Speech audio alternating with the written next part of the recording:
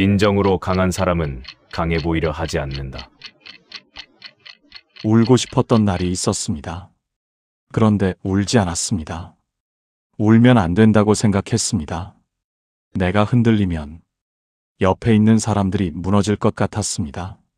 아버지니까, 가장이니까, 형이니까, 팀장이니까. 그 한마디가 수십 년 동안 감정의 뚜껑이 됐습니다.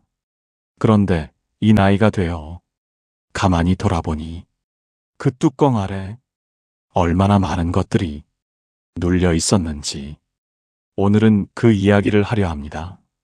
평생 강해야 했던 사람들이 있습니다.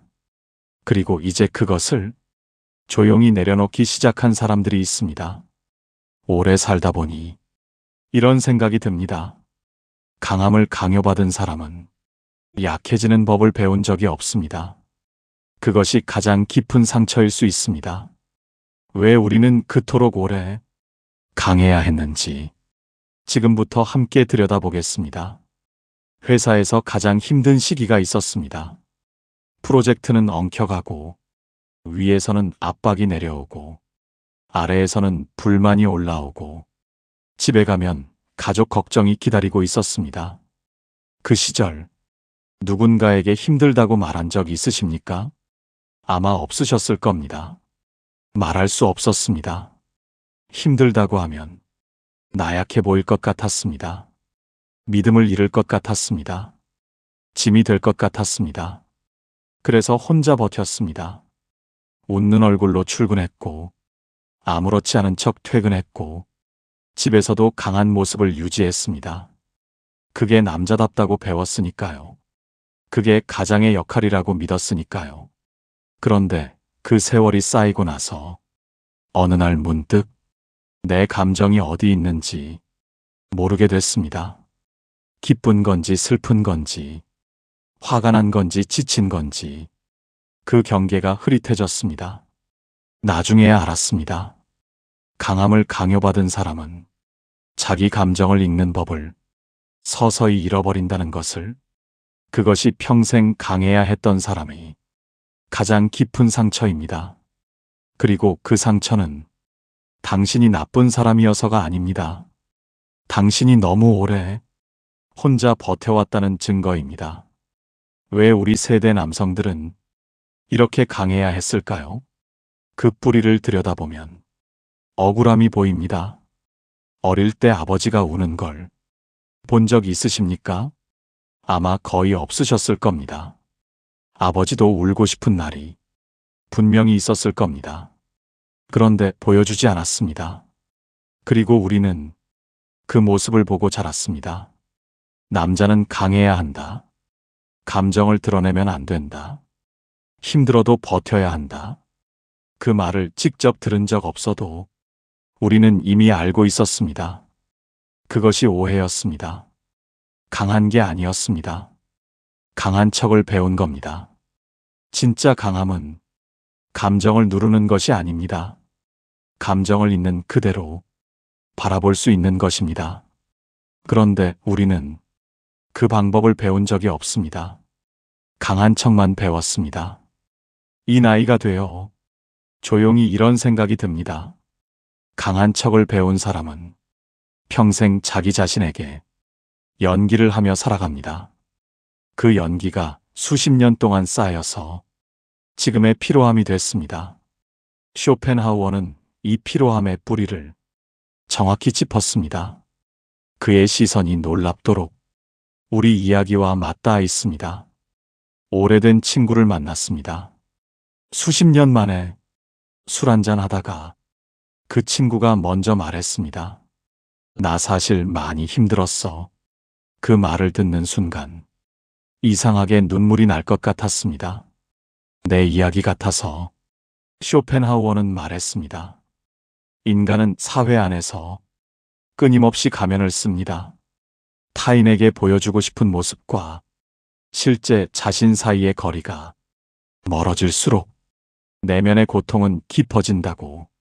강한 척이라는 가면, 그 가면을 오래 쓴 사람은 어느 순간 가면이 얼굴인지 얼굴이 가면인지 구분이 안 됩니다. 그런데 쇼펜하우어는 이 가면을 벗는 방법도 말했습니다. 타인의 시선으로부터 자유로워지는 것, 내가 강해 보여야 한다는 그 의지를 내려놓는 것.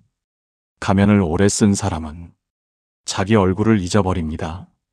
그 얼굴을 다시 찾는 것, 그것이 내려놓음의 시작입니다.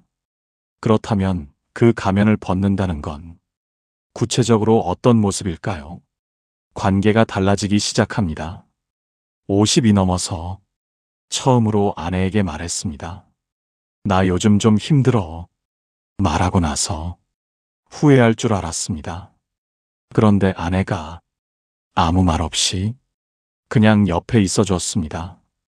그 순간이 수십 년 결혼 생활 중에 가장 편안한 순간이었습니다. 강함을 내려놓았더니 관계가 가까워졌습니다. 강한 척을 하는 동안 사람들은 나를 믿었지만 가까워지지는 않았습니다. 힘들다고 했더니 오히려 더 깊이 연결됐습니다. 오래 살다 보니 이런 것을 알게 됩니다. 강함이 사람을 모이게 하지만 약함이 사람을 가깝게 합니다. 그 사실을 이 나이가 되어서야 비로소 몸으로 느낍니다. 그렇다면 그 약함을 드러내는 것이 왜 이렇게 어려웠을까요? 욕망과 내려놓음의 이야기로 넘어갑니다. 열심히 일한 날, 누군가 알아봐 줬으면 했습니다. 수고했어요. 정말 잘하셨네요. 그 한마디를 기다렸습니다. 그런데 그 말이 잘 오지 않았습니다. 그럴수록 더 열심히 했습니다. 더 강해 보이려 했습니다. 더 많이 해냈습니다. 쇼펜하우어는 이렇게 말했습니다. 타인의 인정을 원하는 마음이 인간을 가장 오래 피곤하게 만든다고. 강해야 한다는 압박의 뿌리에는 인정받고 싶은 마음이 있었습니다. 강하면 인정받을 것 같았습니다. 능력 있으면 존중받을 것 같았습니다. 흔들리지 않으면 믿음을 줄 것 같았습니다. 그런데 그 인정은 아무리 강해져도 완전히 채워지지 않았습니다. 나중에야 알았습니다. 인정받으려는 마음을 내려놓는 순간 강해야 한다는 압박도 함께 내려간다는 것을, 그 마음을 내려놓는 것, 그것이 진짜 자유의 시작입니다. 그렇게 내려놓고 나면 과거의 시간들이 다르게 보입니다. 자식이 어릴 때 많이 놀아주지 못했습니다. 일이 바빴습니다. 돈을 벌어야 했습니다. 가족을 위해서라고 생각했습니다. 그런데 자식이 다 크고 나서 그 시절이 가끔 떠오릅니다. 좀 더 함께 있어 줄 걸. 그때 왜 그렇게 일만 했을까? 쇼펜하우어는 말년에 조용히 이런 글을 남겼습니다. 과거를 바꾸는 건 신도 못한다. 하지만 그 과거를 어떻게 볼 것인가는 오직 나만 결정할 수 있다고. 그때 일했던 건 나쁜 아버지여서가 아니었습니다. 그게 가장의 역할이라고 진심으로 믿었기 때문입니다. 강했던 시간들을 이제는 조금 다르게 봐도 됩니다. 약해서 강한 척한 게 아니라 그 시절 당신이 할 수 있는 최선의 방식으로 살았던 겁니다. 강했던 시간은 잘못이 아닙니다. 그것이 그때의 최선이었습니다. 그 시간을 이제는 용서해드려도 됩니다. 그렇게 화해하고 나면 인생 후반이 전혀 달라집니다. 강함을 내려놓은 사람을 보면 이상하게 더 단단해 보입니다. 강한 척하는 사람은 건드리면 금방 반응합니다. 자존심이 상하면 흔들립니다. 무시당하면 화가 납니다. 그런데 내려놓은 사람은 웬만한 것에 흔들리지 않습니다. 이미 자기 자신을 알기 때문입니다. 타인의 시선이 필요 없기 때문입니다. 쇼펜하우어는 말년에 이런 글을 남겼습니다. 진정으로 강한 사람은 강해 보이려 하지 않는다고. 그 말이 이 나이가 되어서야 비로소 느껴집니다. 인생 후반의 강함은 젊을 때의 강함과 다릅니다. 젊을 때는 버티는 강함이었다면 인생 후반은 내려놓는 강함입니다. 흔들려도 괜찮습니다. 힘들다고 말해도 됩니다. 약한 모습을 보여도 됩니다. 그것이 진짜 강함입니다. 제목으로의 귀환. 처음 이야기로 돌아옵니다. 평생 강해야 했던 사람들이 있습니다. 그리고 이제 그것을 조용히 내려놓기 시작한 사람들이 있습니다. 울고 싶었는데 울지 않았던 날. 힘들었는데 힘들다고 못했던 시간. 강한 척하느라 정작 나를 잃어버린 세월. 그 시간들이 잘못된 게 아닙니다. 그것이 그때의 최선이었습니다. 이제는 달라도 됩니다. 힘들면 힘들다고 해도 됩니다. 흔들리면 흔들렸다고 해도 됩니다. 모르면 모른다고 해도 됩니다. 그 내려놓음이 진짜 강함의 시작입니다. 쇼펜하우어는 이런 말을 남겼습니다. 자기 자신이 되는 용기. 그것이 인간이 가질 수 있는 가장 위대한 강함이라고. 평생 강해야 했던 당신에게 이제는 그 용기를 드리고 싶습니다. 당신의 마음은 지금 어디쯤 머물고 계신가요? 댓글로 조용히 나눠주세요.